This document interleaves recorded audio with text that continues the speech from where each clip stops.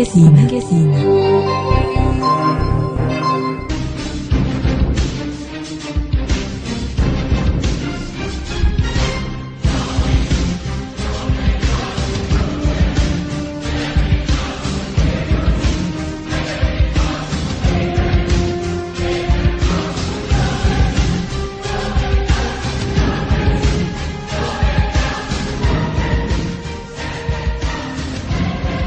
Le club est en direct et nous sommes heureux et contents de vous retrouver pour décortiquer l'actualité de la semaine en République démocratique du Congo. Pourquoi pas dans le monde aussi, parce que nous avons un œil rivé aussi sur le monde.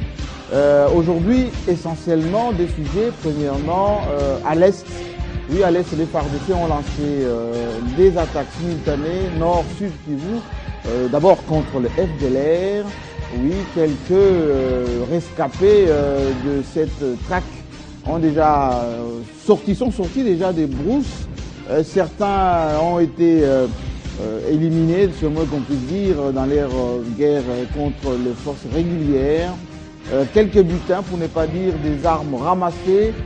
La MONUSCO, est-ce qu'il faut l'associer à cette lutte, à cette traque du FDLR? Est-ce qu'il faut chercher peut-être la logistique de la MONUSCO? Il faut continuer à toujours aller de l'avant dans cette armée nationale de la RDC qui se réclame de plus en plus, d'après le compte rendu donné par Kassonga, le général, porte-parole des FARDC. Ils se sentent à même de continuer cette lutte.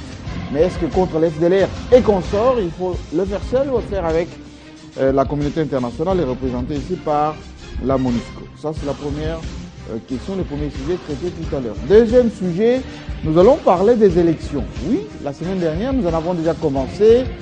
Cette semaine d'ailleurs, sur nos antennes, le rapporteur de la CENI a dit qu'ils sont déjà dans le calendrier global. Il y a déjà en province les mises en place le 15 avril, déjà les élections des députés provinciaux qui doivent présenter déjà leur candidature. Qui est prêt, qui ne l'est pas, qui a peur? Quand on sait que certains étaient aux États-Unis faisant le sitting devant la Maison Blanche, qu'est-ce qu'on leur a dit? On va essayer d'en voir dans cette émission. Alors, avant toute chose, on doit rendre hommage, comme la semaine passée, à nos deux confrères qui nous sont Fauché Compagnie. C'est Paul Dikassa que nous avons accompagné aujourd'hui, et le second, que nous n'avons pas encore accompagné, c'est Claude Kamanga, qui est encore entre nous, enfin parmi nous. Que leur âme repose en paix surtout. On doit continuer les shows, ce sera notre devoir. Alors sur cette table, autour de ces clubs, dans ces clubs qui n'ont pas de femmes, ce week-end encore, Paul Diakessé, l'indépendant Paul Diakessé, j'étais en Afrique du Sud, il y a un club là-bas de médecins, d'ingénieurs qui vivent entre le Cap et Johannesburg, qui vous suivent beaucoup. Ils disent Paul Diakessé, c'est notre empêcheur de tourner en rond. Bon, il faut leur dire bonjour quand même, s'ils vous suivent. Oui, bon, si cela est vrai, alors nous le saluons. J'ai discuté avec eux, ils étaient venus me voir en club. Nous le saluons, mais nous ne faisons pas ça pour leur faire plaisir, parce qu'on n'est pas là pour faire plaisir ou ne pas faire plaisir. On fait simplement son travail. Il y a vous et votre ami Safou. Peut-être qu'aujourd'hui, ils nous applaudissent, demain, ils ne nous applaudiront pas. Donc, c'est ça un peu. Peut-être que c'est un coucou à eux. Mais que sache également que nous ne sommes pas permanents. Donc on peut toujours, à tout moment disparaître, réapparaître selon les aléas de Télé 50. Voilà. En tout cas, vous êtes les bienvenus. Merci beaucoup. Comme d'habitude. Merci. Paul Diakessé, indépendant, je le précise. Tout à fait. Lui, c'est l'éditeur et le patron du pouvoir du peuple, Ludor Balekelai, qui est toujours de gauche. On n'a pas... Vous disputez la gauche avec non, Badi Banga. Gauche, mais assis sur les intérêts du peuple. Du pour peuple. Les intérêts du peuple, oui. Pas de gauche pour les intérêts des Parce qu'on a individus. suivi un spécialiste belge, c'est un flamand, Oui. Busselen, il s'appelle Tony Busselen, qui a révélé beaucoup de vérités sur les grands complots contre la RDC depuis 1960. Justement. Il faut peut-être qu'on puisse en parler longuement de son livre. Restez là. Nous en parlerons. On va en parler tout à l'heure de ceux qui fomentent toujours des coups contre la RDC, même quand il n'y a rien à fomenter. Surtout qu'on a vu votre ami Gagame était à Paris avant-hier et hier. Ils se sont rencontrés avec Sarkozy en douce. alors que Hollande était parti dans les Amériques. Non, Qui a dit que Kagame n'était pas fréquentable?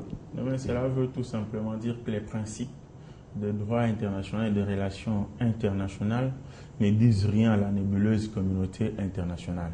Il n'y a que les intérêts de cette communauté internationale qui comptent. C'est-à-dire que ces principes peuvent être changés à tout moment, dans la mesure où, au moment où Laurent Gbagbo était attaqué, un président de la République élu, les relations internationales, les principes des relations internationales ne permettent pas à un pays de dérouler un tapis rouge pour un rebelle qui n'a même pas encore prêté serment. Qui s'appelait Ouattara à l'époque. On l'a vu en France, reçu avec tous les honneurs, et on doit se poser la question de savoir au nom de quel principe de droit international et des relations internationales. Et puis on n'a pas vu les ONG de défense des droits de l'homme contre Kagame à Paris, alors qu'on a condamné pas plus qu'hier un musicien à 10 ans de prison, ferme. Et la même communauté internationale estime que parce qu'il y a un général qui n'est pas condamné par la justice de son pays, mais sur qui pèsent certaines suspicions, celui-là ne peut pas faire partie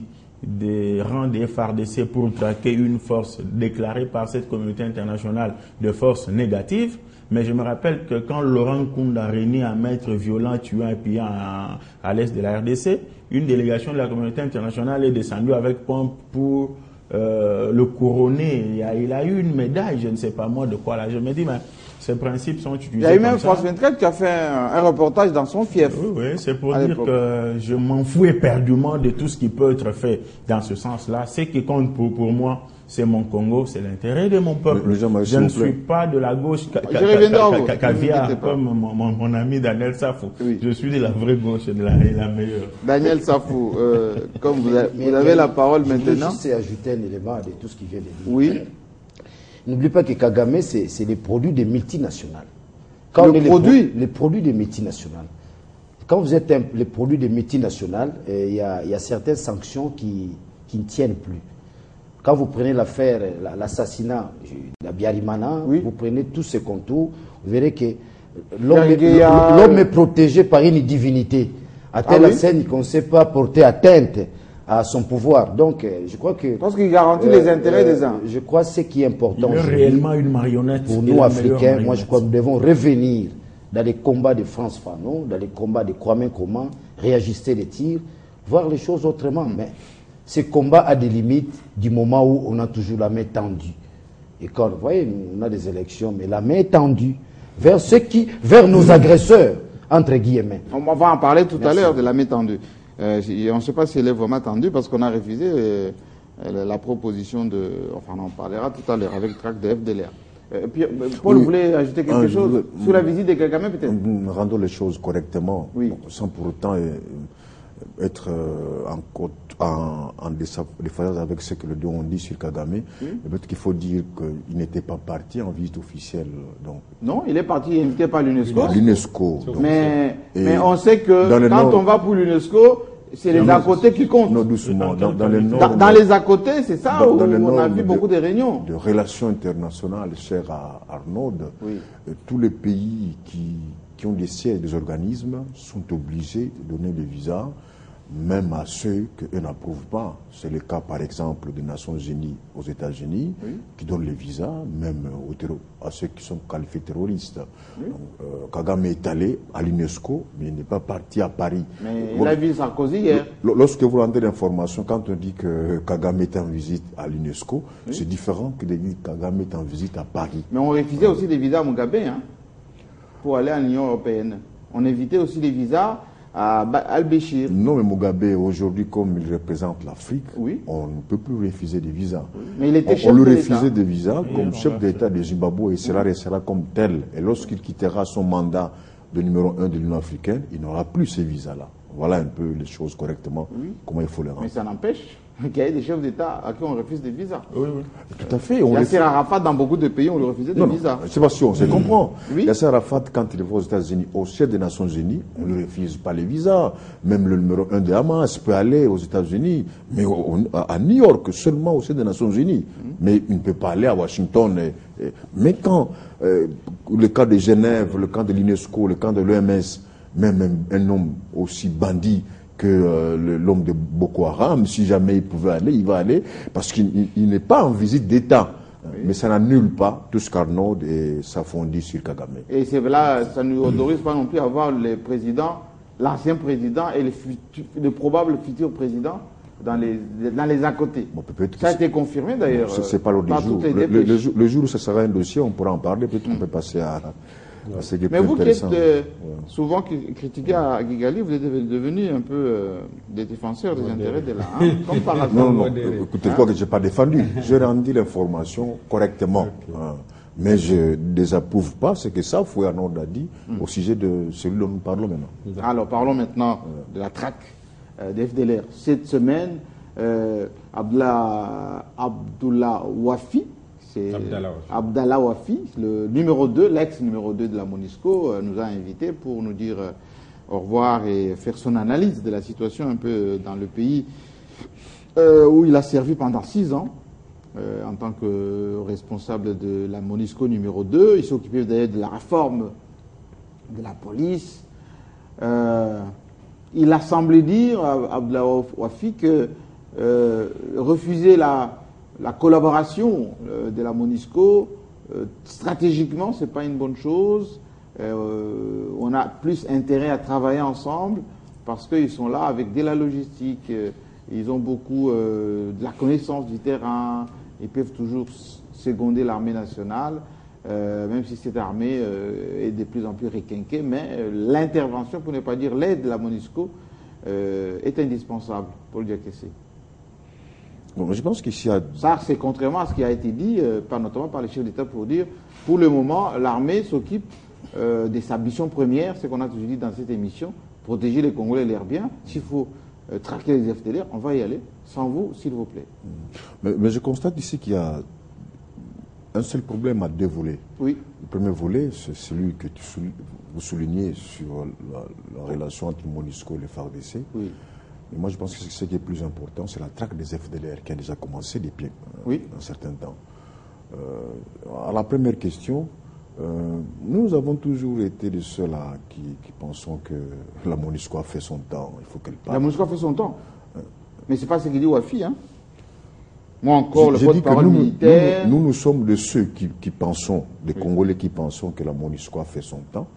J'ai beaucoup apprécié le discours du chef de l'État qui avait estimé qu'il faut renégocier la présence de la MONUSCO. Parce que la présence de la MONUSCO pose plus de problèmes qu'elle en résout. Parce que ça donne l'impression que nous sommes sous tutelle. Ça donne l'impression que nous sommes encore des enfants. Ça donne l'impression que nous sommes incapables nous-mêmes de sauvegarder notre souveraineté en tant qu'armée.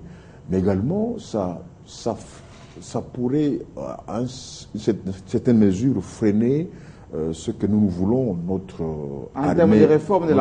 armée républicaine. Oui. Parce qu'il faut toujours le dire à ceux qui nous suivent, peut-être rappeler ça, que la MONUSCO coûte 1 milliard par an. Par an, oui.